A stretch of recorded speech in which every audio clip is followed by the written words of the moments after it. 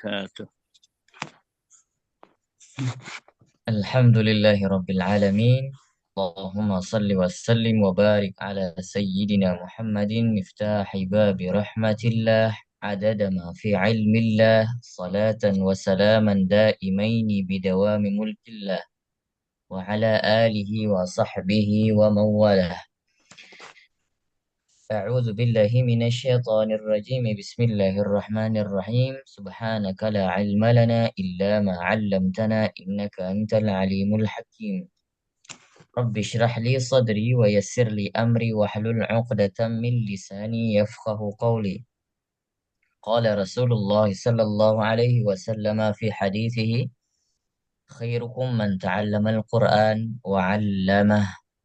وقال أيضا: من سلك طريقا يلتمس به علما سهل الله له طريقا إلى الجنة، أو كما قال رسول الله صلى الله عليه وسلم. Baik, Alhamdulillah, puji syukur hari ini kita masih diberikan kesempatan sehat badan dan juga sehat pikiran. Yang tentunya semoga di dalam keberkahan setiap langkah kita, semoga selalu di dalam keberkahan dan di dalam kudrah iradahnya Allah, serta selalu di dalam inayah dan riayahnya Allah Subhanahu wa Ta'ala. Baik, pada malam hari ini insya Allah kita akan melanjutkan kembali talaki Al-Quran kita, dan juga yang paling utama adalah memperbaiki bacaan-bacaan kita yang mungkin selama ini keliru. Nah, begitu juga ada beberapa hal yang mungkin nanti saya sampaikan di materi-materi. Adapun di antara bapak-bapak sekalian yang mungkin sudah pernah belajar, semoga ini jadi bahan murojaah yang juga semoga menjadi amal ibadah kita. Semoga Allah menjadikan pertemuan kita pada malam hari ini sebagai amal ladang ibadah kita untuk menghadapnya nantinya di yaumil akhirah. Baik, mungkin saya share dulu. Hari ini partisipansnya Alhamdulillah ada 14 orang.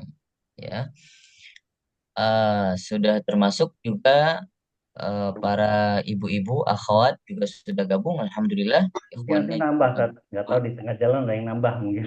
Baik, baik, insya Allah. Baik, sesuai dengan kemarin kesepakatan kita bahwasannya kita akan buat dua sesi. Hari ini kalau nantinya yang talaki di antara eh, jamaah-jamaah yang ikhwan sudah selesai, mungkin bisa dilanjutkan talaki jamaah akhwat. Gitu ya, Pak. Iya. Nah, saya anjurkan kalau untuk talaki yang ikhwan, bapak-bapak, silakan boleh on cam, dibuka kameranya, supaya saya juga bisa melihat bagaimana bentuk bacaan dan juga bentuk mulutnya ketika melafazkan huruf-huruf. Adapun kalau yang akhwat, saya tidak mewajibkan, ya.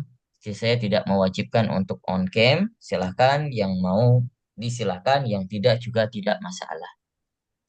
Baik, izin saya share dulu eh, materi pada malam hari ini.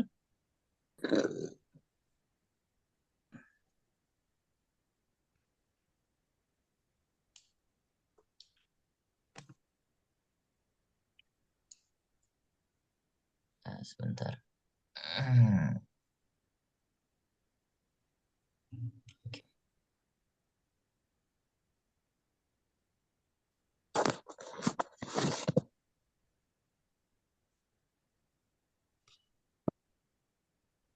Baik, sudah kelihatan semuanya ya? Iya. Baik, Alhamdulillah.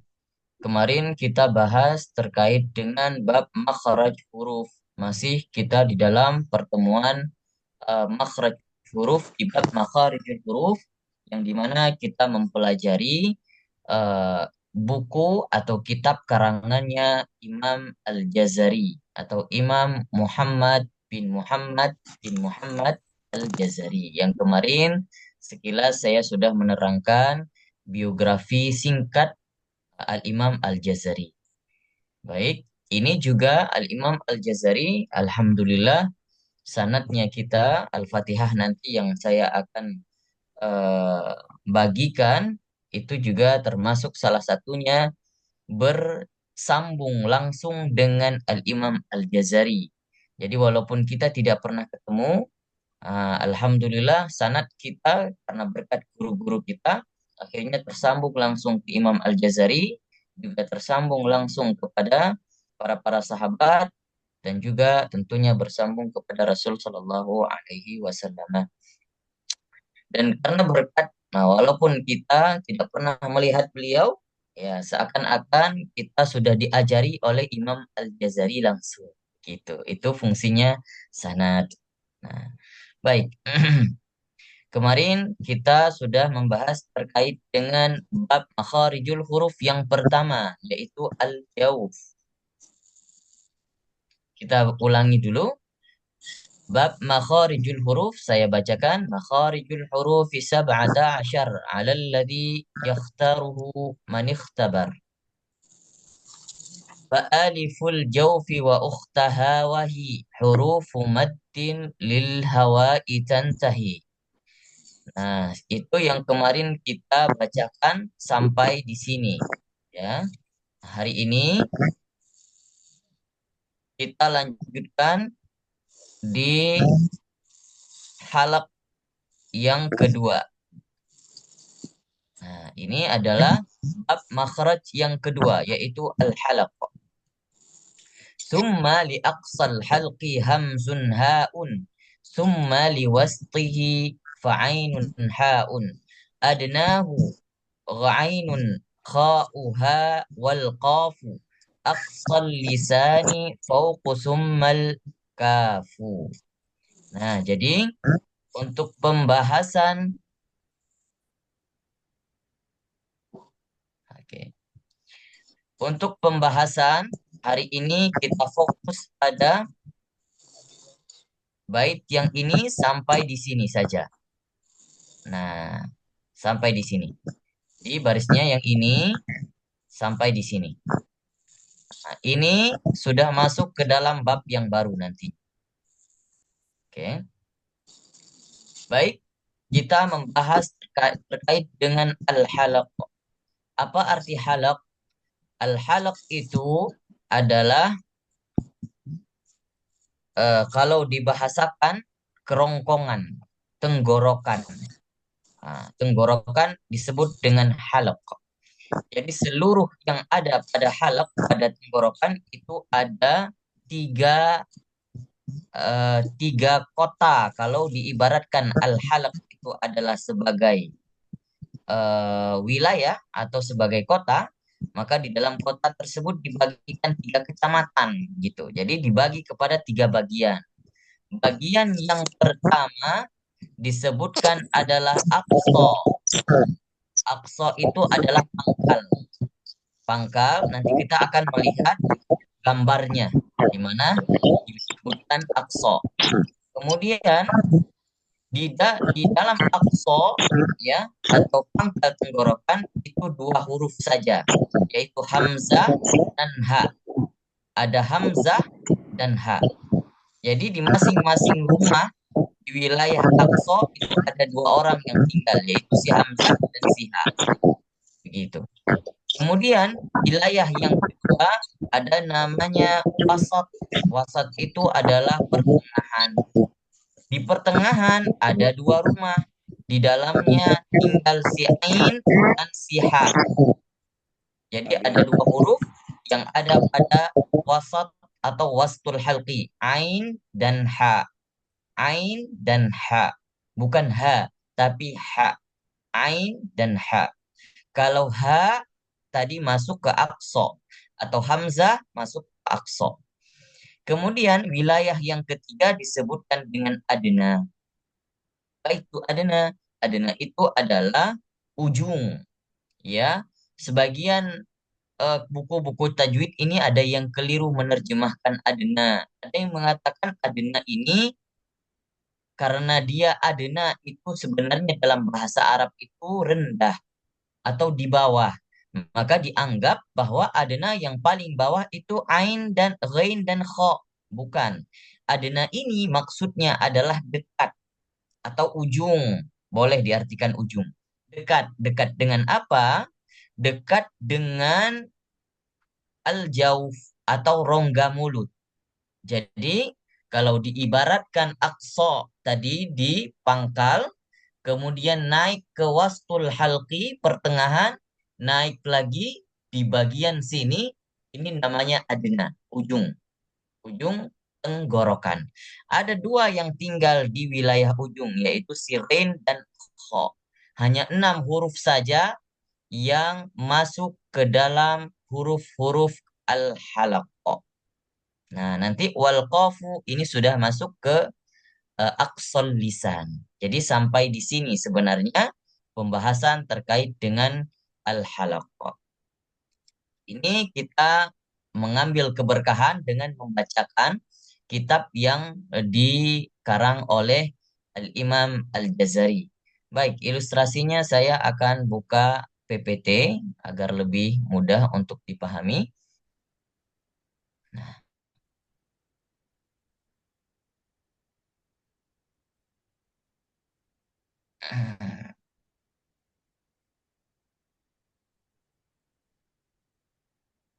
baik. PPT-nya kelihatan, Pak?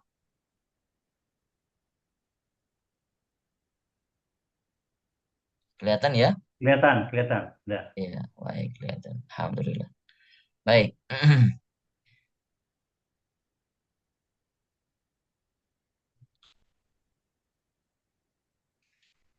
Ini yang dimaksud dengan huruf-huruf halqiyah atau huruf-huruf halaq.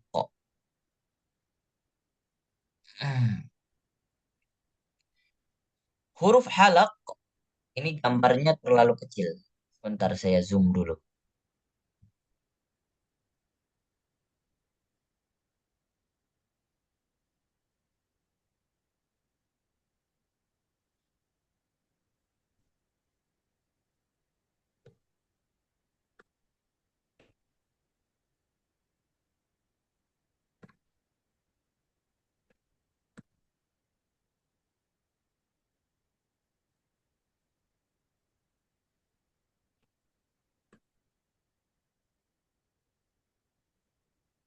Baik.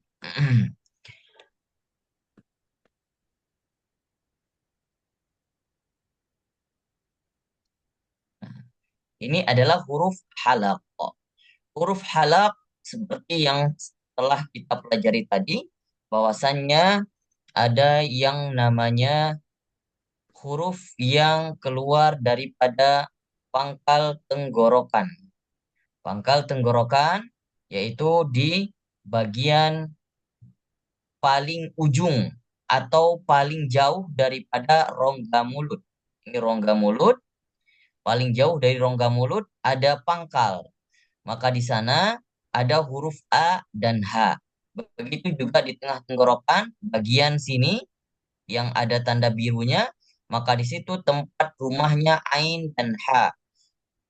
Ghain dan Kha di ujung tenggorokan atau sudah dekat dengan ufula atau disebut dengan hanak. Al-hanak. Al-hanak itu bagian anak lidah. Nah, itu keluar daripada ghain dan kha. Semua al-imam qurra, semua imam qurra mayoritas sepakat bahwasannya ha dan ain dan ha itu benar-benar dan semua sepakat keluar daripada pangkal tenggorokan dan tengah tenggorokan. Adapun ghain dan kha ini ada perbedaan pendapat ulama qurra. Sebagian ulama mayoritas ulama qurra menyebutkan ghain dan kha masuk ke dalam ujung tenggorokan. Adapun di antara sebagian ulama qurra mengatakan bahwa ghain dan kha masuk ke dalam aqsal lisan atau masuk ke dalam bagian lidah, bukan bagian tenggorokan, tapi bagian lidah, ya. Saking dekatnya antara ujung kerongkongan dengan pangkal lidah, maka sebagian ulama ada yang mengatakan ghain dan kha masuk ke dalam bagian lidah. Jadi kalau bisa dikatakan ini ghain dan kha masuk di tanah sengketa. Nah, apakah dia masuk ke dalam tenggorokan atau di bagian lidah? Nah, sebagian ulama qurra di antaranya adalah Imam Abu Ja'far Al-Qa'qa'. Nah, namanya Imam Abu Ja'far Al-Qa'qa'. Beliau menyebutkan bahwa ghain dan kha termasuk ke dalam pangkal lidah, bukan termasuk ke dalam ujung tenggorokan. Apa konsekuensinya?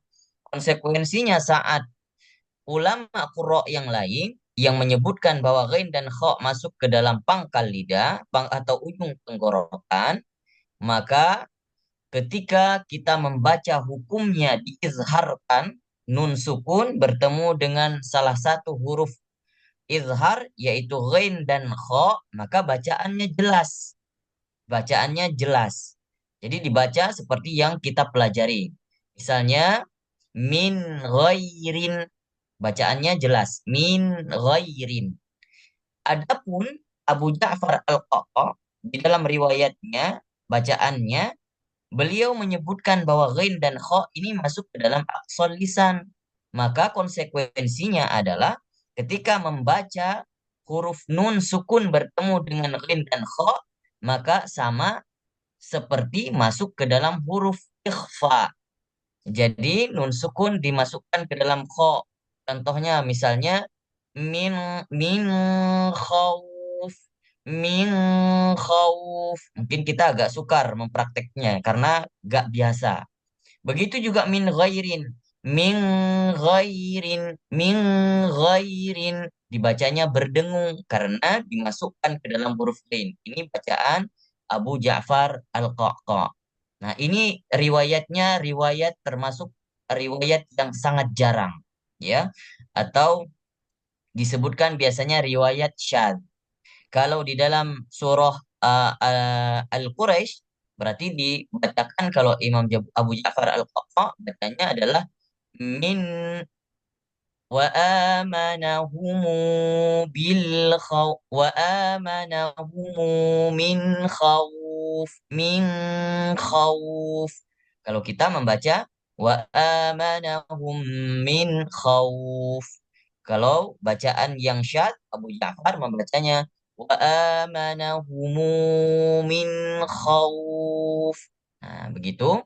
Jadi sebenarnya banyak bacaan-bacaan yang tidak kita kenal, gitu ya.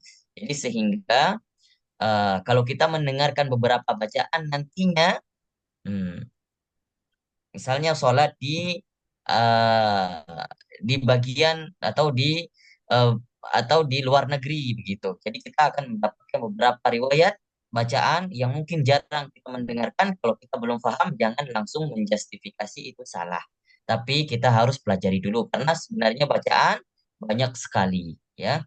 Nah, ada berapa? Ada 20 riwayat bacaan. Nah, sekarang kita hanya belajar satu saja, yaitu hafaz. Satu saja, hafaz saja mungkin kita belum khatam. Nah, jadi jangan suka menyalahkan begitu saja. Nah, oke. Ini adalah huruf yang keluar dari tenggorokan yang disebut dengan huruf halqiyah. Lalu bagaimana cara membacanya? Membaca huruf A ketika huruf hamzah berharokat, maka katup. Nah, ini sebenarnya katup, ya. Nah, katup ini sebenarnya terbuka ketika dia berharokat. Bacanya lepas saja. Tapi kalau dia harokatnya sukun atau harokatnya mati, harokat sukun, maka katupnya tertutup atau pita suara tertutup. Bacanya kalau misalnya ba bertemu dengan a sukun, bacanya ba, ba, bacanya adalah ba, bukan baca ba, enggak. Tapi ditutup ba, ba, ya, langsung putus. Beda dengan H. Kalau H berharokat, maka pita suara terbuka. H, H. Adapun dalam kondisi sukun, pita suaranya juga masih tetap terbuka. bacanya ah, ah. Tidak boleh ditahan. Kalau ditahan, maka tidak akan keluar huruf H. H juga termasuk sifatnya nanti yang akan kita pelajari, ya termasuk dalam hamas. Nah, A bacanya A, A. Kalau di dalam, kalau dia sedang keadaan sukun, bacanya ba, ba. Nah, begitu. Huruf Ain dalam keadaan berharokat, maka dibaca pita suara terbuka. A, A. Atau Ain. A, Ain, U. Kalau dalam keadaan sukun, maka pita suaranya tertutup, bukan rapat, tapi hanya sempit saja. Kalau dibaca a, a, jadi tidak ditutup total seperti hamzah. Ditutup hanya dijepit, tapi tidak boleh ditutup total. Kalau ditutup total, maka hilanglah sifat ain yang bersifat tawasud atau bainiyah. Jadi bacanya a, a. Kalau dalam keadaan sukun. Kalau dalam keadaan berharokat a, ai, u. Ha, huruf H dalam keadaan sukun atau berharokat, maka pita suaranya tetap dibuka. Bahkan huruf H ini pita suaranya paling besar terbuka di antara huruf yang lain. Kalau kita membaca ah atau ha, desis atau angin yang keluar ketika membaca huruf H itu paling deras di antara huruf lainnya. Ha atau ah. Begitu juga huruf kho. Huruf kho ketika dia sukun atau berharokat, dia tetap pita suara terbuka. Kho atau kho, ah, kho, ah. Adapun ghain, pita suaranya terbuka dan dalam keadaan sukun atau berharokat tetap terbuka. Namun ketika membaca huruf ghain, angin yang keluar tidak terhembus seperti huruf kho. Jadi huruf kho ini dia bukan termasuk huruf hamas yang keluar desis ketika kita lafalkan, tetapi kita hanya menggetarkan hanakil a'la, yaitu anak lidah. Jadi seakan-akan ketika membaca huruf ghain yang ujung tenggorokan bertemu dengan hanak atau anak lidah, maka seperti ada getaran. Jadi kalau kita membaca ro, ro, ro. Kalau dalam keadaan sukun aro, aro. Jadi kita merasakan ada getaran di ujung tenggorokan. Maka ketika ada getaran berarti bacaan ro kita insya Allah sudah benar. Itu. Tapi kebanyakan kita membaca huruf ro itu terkadang dalam keadaan sukun kita memantulkan atau kita menyeret huruf tersebut. Contohnya misalnya di mag, contohnya misalnya di bacaan magdu, ya. Di bacaan magdu, ghairil magdu, ghairil magdu. Kebanyakan yang membaca magdu, magdu. Nah, sudah salah, keliru dalam membaca. Kalaupun tidak membatasi huruf ro, kebanyakan membaca magdu, magdu. Salah. Tapi bacaan yang benar adalah magdu, magdu, magdu. Tidak boleh ada suara g atau tidak boleh ada suara g. Magdu, enggak. Magdu, enggak. Magdu, magdu. Nah, begitulah makhraj huruf ghain yang keluar dari ujung tenggorokan. Baik, mungkin ini materi yang dapat saya sampaikan malam hari ini. Semoga bisa bermanfaat walaupun kita belajar satu bab saja, yang penting masuk dan bisa diamalkan. Kalau kita belajar banyak-banyak, ntar susah diamalkan. dan bisa jadi banyak masuk, banyak pula yang tumpah. Nah, kita maunya sedikit masuk, sedikit masuk, tapi semuanya jadi asupan begitu. Baik.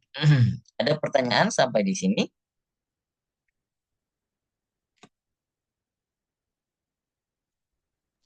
Saya Ustadz.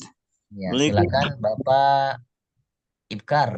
Ya, Ya, itu mengenai pembacaan eh, huruf kho itu Syekh Aiman suka nyindir kalau orang Indonesia itu kho-nya kayak orang ngorok kan.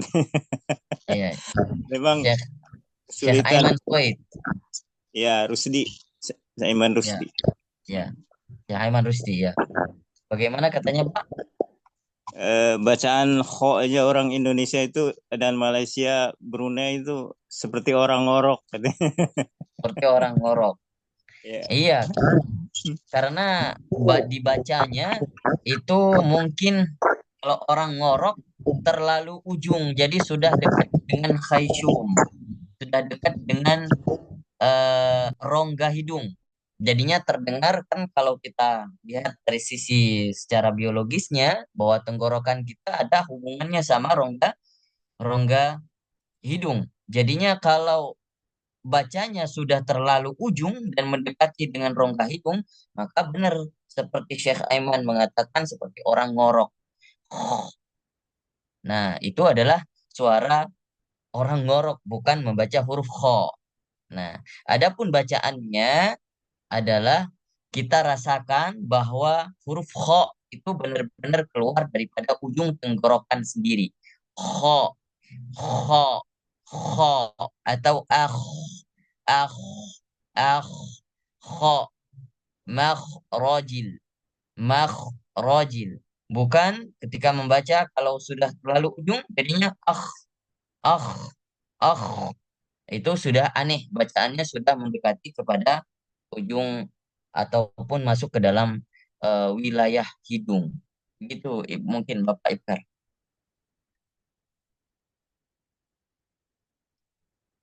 Ada yang lain mungkin? Satu lagi Pak Ustadz. Ya, iya, Pak. Ini kita sukar membedakan antara suara yang mengalir dan napas yang mengalir. Iya, Roh sama hamas itu. iya, rokhawah sama hamas ya, Pak ya. Bagaimana yang dimaksud dengan suara yang mengalir atau bagaimana yang dimaksud dengan nafas yang mengalir? Nah, Afwan ini Bapak Iqbal, ini insya Allah mungkin alangkah lebih baiknya kita jawab nanti ketika masuk di dalam bab sifatul huruf. Kasihannya nanti kalau ada di antara jamaah yang lain langsung bingung nih di sini. Padahal masih masih di bab makharijul huruf. Nanti kalau kita campurkan dengan sifat hurufnya, nanti bakal ada yang bingung. Gitu Bapak Iqbal. Nanti saya tampung dulu. Insya Allah kita akan bahas sama-sama nantinya di bab sifatul huruf. Begitu mungkin lebih baik Bapak Iqbal. Terima kasih Ustadz. Baik, Dilanjut. sama-sama Bapak Iqbal.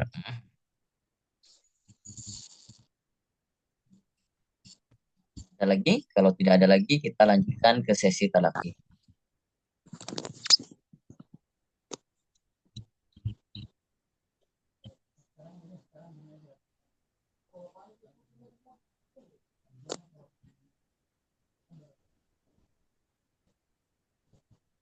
Baik. Kalau tidak ada lagi, kita tutup. Insya Allah kita akan lanjutkan ke sesi talaki. Wallahu a'lamu bissawab.